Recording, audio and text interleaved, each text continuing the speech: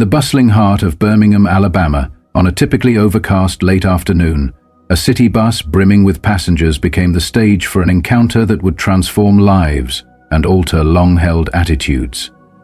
Every seat was occupied, and the aisle overflowed with passengers clinging to the cold metal poles for balance as the bus ambled along its route. The atmosphere inside was dense with the lingering odor of diesel fuel and a constant murmur of conversation, a familiar soundtrack to the daily commute. In one of the middle rows sat a young man in his early 20s, his sharply defined jawline and the unmistakable air of entitlement making him hard to ignore. With a voice that cut through the ambient hum of the bus, he launched into a tirade directed at his mother. "How could you forget that, Mum? Seriously, it's embarrassing," he barked, punctuating his words with wild gestures that drew startled looks from those around him. Seated beside him was his elderly mother, a gentlewoman with silvery hair and kind, tired eyes, whose hands fidgeted nervously with the straps of her worn purse. She lowered her gaze in a bid to avoid the disapproving stares of nearby passengers and murmured softly, "I'm sorry, Nathan. I thought I put it in the bag before we left." Her apology, so quiet and laden with regret, was met with an audible groan from her son, as if the weight of the world had conspired against him. "You always do this. It's like you can't keep track of anything. No wonder your dad got frustrated with you," he continued, his voice growing sharper and more accusatory. The biting tone of his words sent ripples of discomfort throughout the bus. A nearby woman cast a disapproving glance his way, while a man seated further back muttered under his breath. Yet for the moment, no one dared to intervene. Toward the back of the bus, almost blending into the background, sat a tall black man in impeccable military uniform. His name tag read Gaines, and the orderly rows of medals that adorned his chest spoke volumes about a lifetime of disciplined service. Though his expression remained unreadable, his presence was commanding, a quiet strength that seemed to demand respect without a single word being spoken. As Nathan's voice rose again in his relentless berating of his mother over a forgotten grocery item, Gaines tilted his head slightly. His keen eyes, dark and observant, followed every movement in the unfolding drama. He did not shift in his seat, yet the subtle tension in his jaw betrayed his inner resolve. Meanwhile, the mother's trembling hands adjusted her glasses as her cheeks flushed with embarrassment. "Please, Nathan, not here. Let's talk about it later," she whispered, her voice barely audible above the hum of the engine. But Nathan was beyond reasoning. "Talk about it later? You don't get it, do you? You ruin everything this time," he snapped, his words echoing off the walls of the bus and drawing a collective gasp from the nearby passengers. A teenager, partly hidden by her phone as she pretended to scroll, angled her device just enough to capture the unfolding scene, while others around her exchanged uneasy glances. The air was thick with anticipation, as if everyone present was silently waiting for someone to break the mounting tension.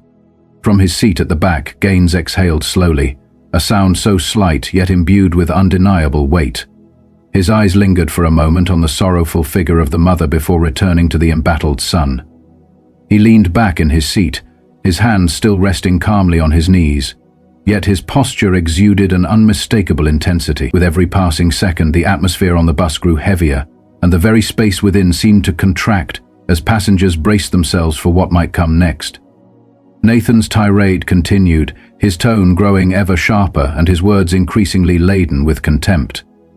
"Can't you do anything right?" he sneered, leaning even closer to his mother, who recoiled in her seat as if seeking to shrink into herself.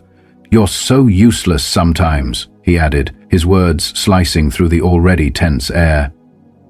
The elderly woman flinched visibly, her hands clenching her purse as though it were a lifeline. Her eyes remained fixed on the floor, and her lips pressed into a thin line. This was not the first time she had been subjected to her son's outbursts, but the public humiliation of the moment added an extra layer of pain. With shoulders hunching inward, she seemed to make herself as inconspicuous as possible. A man in his 30s, standing near the front of the bus, adjusted his tie and cast a quick, conflicted look backward. His expression was a blend of indignation and hesitancy, as if he too wished to speak out, but was uncertain of the consequences. The woman beside him whispered that someone ought to intervene, but the opportunity had not yet presented itself. Back at the rear, Gaines shifted slightly in his seat. His dark, piercing eyes remained locked on Nathan, scrutinizing the young man not with anger but with a measured, almost compassionate curiosity. His calm demeanor was in stark contrast to the rising tension around him. Though he said nothing, the silence that accompanied him was as potent as any spoken word, a silence that resonated deeply with every onlooker. It was as if Gaines were waiting, calculating the precise moment to step in. Meanwhile, Nathan's voice faltered briefly, then escalated again as his anger spiraled out of control. "You know, this is why Dad left. You're a mess, you always have been," he declared, his words landing like a heavy slap, audible even to those seated at the far end of the bus. At that moment, the mother's face crumpled, a single tear betraying the depth of her sorrow as it traced a silent path down her cheek. Desperately, she wiped it away, hoping against hope that no one would notice, but in a place so cramped and filled with silent witnesses, her pain was impossible to hide. A wave of discomfort swept through the bus, and those who had been feigning indifference suddenly found themselves unable to look away. The teenager who had been recording the scene nudged her friend, whispering, "This is gonna blow up online," while her companion, shaking her head, murmured, "It's just so sad." At that moment, Gaines straightened his posture. The ease with which his hands had rested on his knees was replaced by a deliberate grip on the edge of his seat. His expression remained unchanged on the surface, yet there was a subtle energy about him, a quiet determination that spoke volumes without the need for words. Just as Nathan prepared to launch another insult, a soft yet commanding voice broke through the charged silence. "Young man," the voice said. It belonged to an older woman seated several rows ahead, her eyes filled with disapproval as she addressed Nathan directly. Startled, Nathan froze for a heartbeat. His face contorted into a scowl as he retorted, "This isn't your business, lady." However, before the exchange could escalate further, the imposing presence of Gaines commanded all attention. Slowly, deliberately, he rose from his seat and began to make his way down the aisle. His tall figure, his immaculate uniform, and the quiet authority that seemed to radiate from him were impossible to ignore. With each measured step, the noise inside the bus dwindled, until only the low hum of the engine could be heard. As Gaines approached, Nathan appeared to shrink in his seat, his earlier bravado dissipating under the weight of the veteran's steady gaze. Every passenger watched with bated breath, aware that this was the moment they had all been waiting for, the moment when someone would finally intervene. Stopping a few feet away from Nathan, Gaines cast a long, thoughtful look at the young man before shifting his attention to the tear-streaked face of the elderly woman beside him. Lowering himself to her eye level by crouching slightly, he spoke in a gentle yet firm tone. "Ma'am, you deserve respect, especially from your own blood." His words, imbued with sincerity and a quiet authority, resonated deeply with everyone present.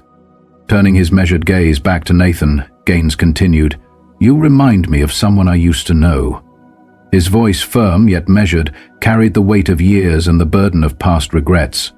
Nathan blinked in confusion, his defiant expression faltering as he asked, "What are you talking about?" Gaines tilted his head, his eyes narrowing slightly as he recalled a memory that still pained him. "I served 20 years in the military," he began, his tone softening with the recollection of hard-won lessons. "I saw places you wouldn't believe and experienced things that changed me forever. But there is one memory that I carry above all others, a memory that haunts me to this day." The entire bus fell into a profound silence, the murmur of the engine and the soft rustling of clothing the only sounds that punctuated the stillness. Gaines continued, his voice dropping to a near whisper that nonetheless commanded every ear. "Nothing haunts me more than the day I buried my mother." His words, delivered with such raw emotion, seemed to suspend time itself. It seemed to suspend. I was a young man, full of myself, certain that I knew better than the woman who had raised me. She would call, ask how I was doing, and I would brush her off, saying, "I'm busy, Mum, I'll call you later." But later never came. One day I got the call. She was gone. At these words, Nathan shifted uncomfortably in his seat. The confident arrogance he had displayed earlier gave way to a look of vulnerability, as if he were suddenly confronted with the stark consequences of his own behavior. Gaines stepped closer, his voice dropping even lower, filled with a painful sincerity. Do you know what it feels like to stand over a casket, wishing for just one more chance to say, I'm sorry, I love you, you mattered to me. But you can't, because it's too late. Every word struck home, the tension in the bus becoming almost tangible as passengers listened intently to the veteran's story. Gaines leaned in toward Nathan, his tone sharpening as he delivered the next words. Don't be the kind of man who waits until it's too late. That is a regret you will carry with you forever. For a long moment, Nathan's face remained flushed, his eyes searching for an escape from the weight of this new reality. His hands clenched the fabric of his jeans and his head drooped slightly, as if he were absorbing a lesson far beyond his years. Then, in a moment that shattered the heavy silence, Nathan's response emerged in a shaky, almost inaudible whisper. I didn't mean it. I didn't mean to hurt you, Mum, he said, his voice breaking under the strain of remorse. The words hung in the air like a fragile thread, barely holding the weight of his regret. The elderly woman, her eyes wide with a mixture of surprise and relief, looked at him as if she could hardly believe what she was hearing. For the first time in what felt like an eternity, there was a glimmer of understanding in her gaze, free from judgment and full of quiet compassion. Gaines maintained his steady, unyielding gaze, his voice calm and measured as he addressed Nathan once more. Then say it, he urged softly but firmly. Say what you're afraid to say. Nathan's jaw tightened for a moment, and the fight that had characterized him earlier seemed to vanish, replaced by a raw vulnerability. Slowly he turned toward his mother, his trembling hand reaching out to touch her arm. Though she flinched initially, she did not pull away. I'm sorry, Mum, Nathan whispered again, the apology imbued with an earnestness that had been absent before. I've been so angry, I took it out on you, and you didn't deserve that. Tears began to well in the elderly woman's eyes as she regarded her son. Oh, Nathan, she managed to say, her voice breaking with emotion. You're my son. I've always forgiven you. Hearing you say these words means more to me than you can imagine. At that moment, the entire bus seemed to exhale collectively, the oppressive tension lifting ever so slightly. Some passengers exchanged glances, their eyes shimmering with unshed tears, while the teenager who had been recording lowered her phone, her earlier smirk replaced by an expression of sorrowful understanding. Nathan's apology, fragile as it was, hung in the air. Yet he was not finished. With a steadiness that belied his inner turmoil, he turned his attention back to Gaines. Thank you, he said quietly, his tone carrying a newfound earnestness. I didn't realize how much I was taking you both for granted until I heard your story. Gaines nodded slowly, his expression softening with a mixture of relief and solemn understanding. It's never easy to admit when you're wrong, he remarked, but what truly matters is what you do next. Words are just the beginning. It is your actions that will define you. Nathan lowered his gaze, a lingering shadow of shame darkening his features. I want to do better, he murmured, almost to himself. His mother reached out and placed a trembling, warm hand over his, a silent promise that they would navigate the difficult path ahead together. We'll figure it out, she said softly, her voice filled with both hope and love, a promise that no matter the hardships, their bond would endure. As the bus continued its journey, Gaines slowly stepped back, his towering figure gradually receding into the background as the atmosphere on board began to shift. He glanced around, meeting the eyes of a few passengers who nodded in silent acknowledgement, a mutual recognition of the significance of what had just transpired. Just when it seemed that the emotional catharsis might begin to settle, an unexpected voice broke the fragile calm. At the back of the bus, near the emergency exit, an elderly man who had remained unnoticed until now leaned forward. His voice, though gravelly with age, carried a firm and unyielding quality as he addressed Nathan. Young man, he called out, his tone both gentle and commanding. You've taken the first step. Don't stop now. Every eye in the bus turned toward this older gentleman, whose weathered face bore the marks of a lifetime of sorrow and hard-earned wisdom. Adjusting his flat cap, he continued with a voice filled with quiet resolve. I lost my son a few years ago. We hadn't spoken in over a decade. Do you know what I'd give for just 5 minutes to tell him how much I loved him? Don't waste the time you've got. At these words, Nathan's face deepened in shade, his eyes welling up with tears that he could no longer contain. He glanced at his mother, whose hand remained gently in his, offering him silent comfort and understanding. Recognizing that countless strangers had borne witness to his public humiliation and heartfelt apology, Nathan suddenly stood, his movements determined despite the tremor in his voice. "Come on, Mum," he said softly but resolutely. "Let's get off here. I want to talk, really talk." As they began to move toward the exit, the passengers parted respectfully, some offering encouraging smiles, others nodding their approval. A quiet murmur of solidarity and hope rippled through the crowd as they watched the pair leave the bus together. Gaines remained seated for a moment longer, his eyes following the departing duo with a subtle expression of satisfaction and relief. When the doors finally closed behind them, he allowed himself a small, reflective smile.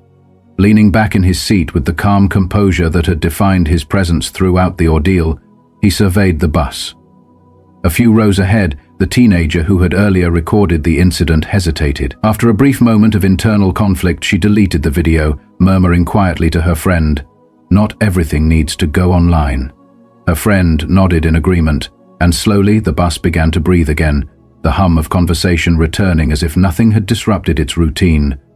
But for those who had been present, nothing would ever be the same again. As the bus neared Gaines's designated stop, a man seated next to him spoke softly, breaking the reflective silence.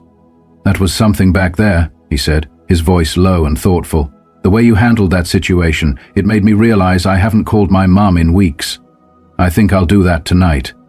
Gaines smiled faintly at the comment, his voice carrying the weight of his own life lessons as he responded, "You should. One call can make all the difference." With that parting piece of advice, he stepped off the bus and into the bright, forgiving light of the afternoon sun, leaving behind a legacy of quiet strength and compassion.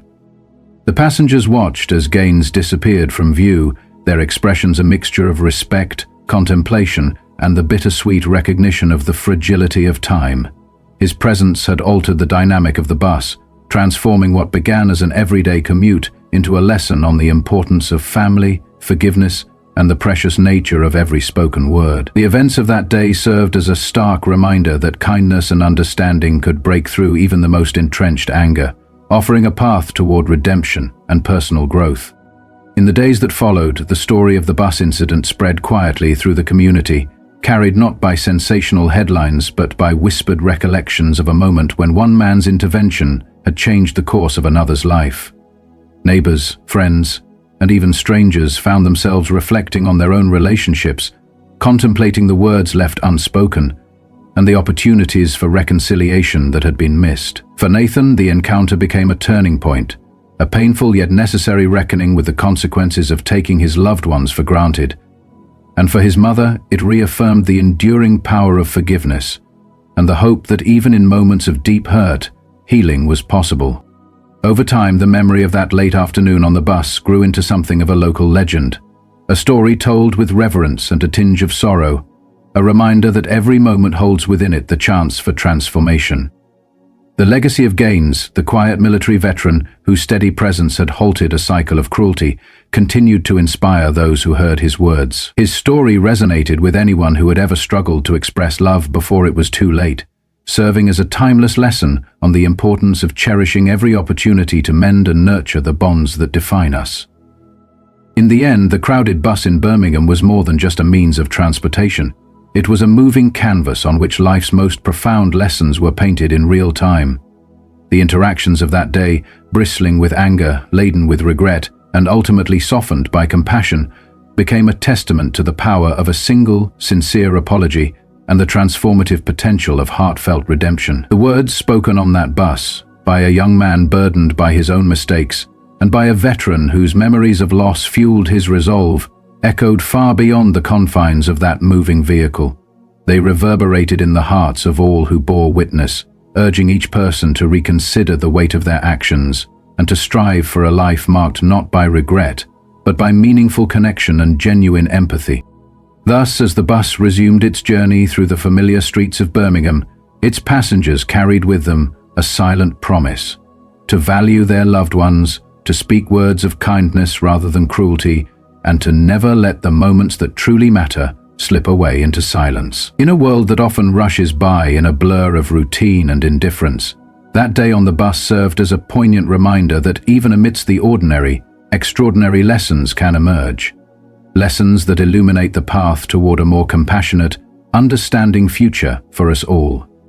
This rewritten narrative now serves not only as a smoother, clearer version of the original passage, but also as a timeless parable of love, regret, and the enduring possibility of change.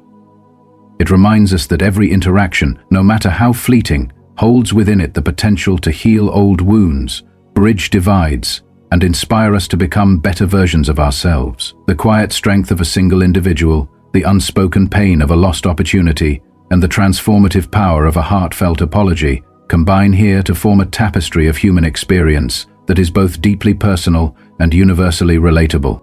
As you reflect on this tale, consider how often life presents us with these moments of reckoning, times when the choices we make in anger can be transformed by a single act of courage or compassion. Remember that the true measure of our character is not found in our mistakes, but in the strength to acknowledge them and the determination to make amends. Let this story be a call to action, to reach out, to speak kindly, and to honor the relationships that sustain us, before it is too late. In every fleeting encounter there lies the potential for redemption, for a second chance, for love to triumph over pride and regret. And so, as the bus continued its route through the winding streets of Birmingham, carrying with it a transformed son, a forgiving mother, and the quiet dignity of a veteran whose words would echo long after he had departed, we are reminded that our time together is both precious and fleeting, a treasure to be cherished, a story to be told, and a lesson to be lived every single day. His words, imbued with sincerity and a quiet authority, resonated deeply with everyone present. Turning his measured gaze back to Nathan, Gaines continued, "You remind me of someone I used to know." His voice, firm yet measured, carried the weight of years and the burden of past regrets. Nathan blinked in confusion, his defiant expression faltering as he asked, "What are you talking about?" Gaines tilted his head, his eyes narrowing slightly as he recalled a memory that still pained him. "I served 20 years in the military," he began, his tone softening with the recollection of hard-won lessons. "I saw places you wouldn't believe and experienced things that changed me forever. But there is one memory that I carry above all others, a memory that haunts me to this day." The entire bus fell into a profound silence, the murmur of the engine and the soft rustling of clothing the only sounds that punctuated the stillness. Gaines continued, his voice dropping to a near whisper that nonetheless commanded every ear. "Nothing haunts me more than the day I buried my mother." His words, delivered with such raw emotion, seemed to suspend time itself. It seemed to suspend. I was a young man, full of myself, certain that I knew better than the woman who had raised me. She would call, ask how I was doing, and I would brush her off, saying, "I'm busy, Mum, I'll call you later." But later never came. One day I got the call. She was gone. At these words, Nathan shifted uncomfortably in his seat. The confident arrogance he had displayed earlier gave way to a look of vulnerability, as if he were suddenly confronted with the stark consequences of his own behavior. Gaines stepped closer, his voice dropping even lower, filled with a painful sincerity. "Do you know what it feels like to stand over a casket, wishing for just one more chance to say, 'I'm sorry, I love you, you mattered to me'? But you can't, because it's too late." Every word struck home, the tension in the bus becoming almost tangible as passengers listened intently to the veteran's story.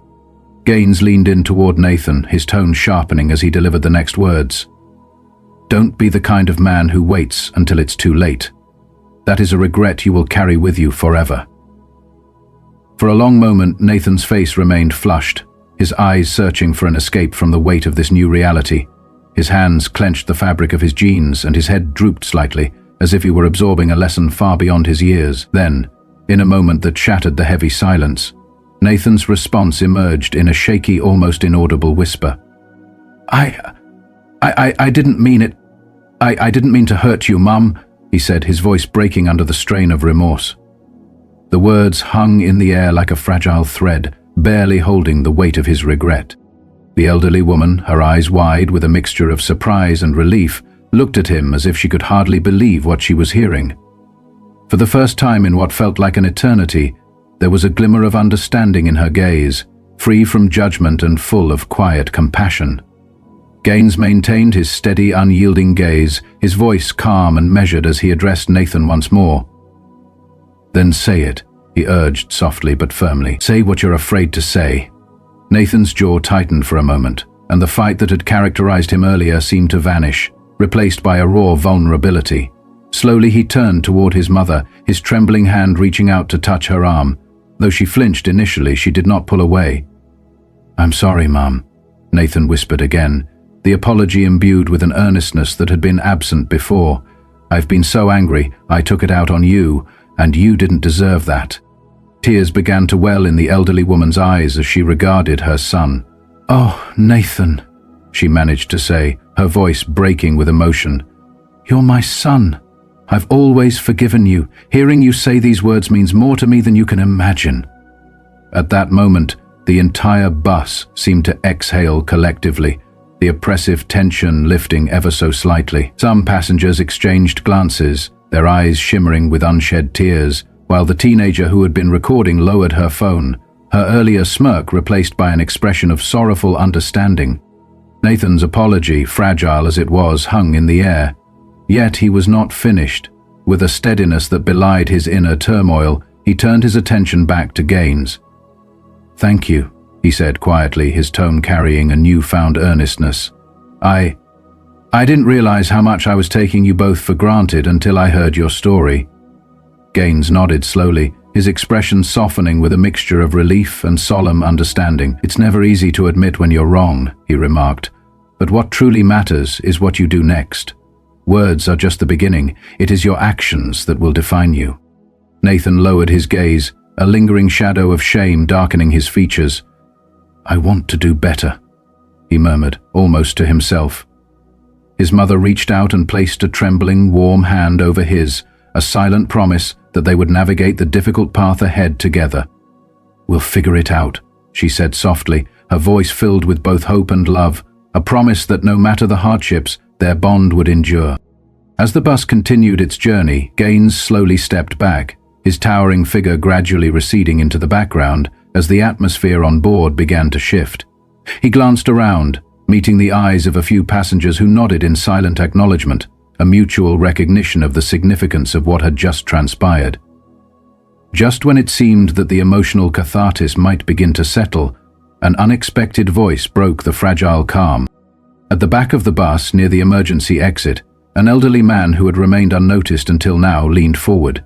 His voice, though gravelly with age, carried a firm and unyielding quality as he addressed Nathan. "Young man," he called out, his tone both gentle and commanding, "you've taken the first step. Don't stop now.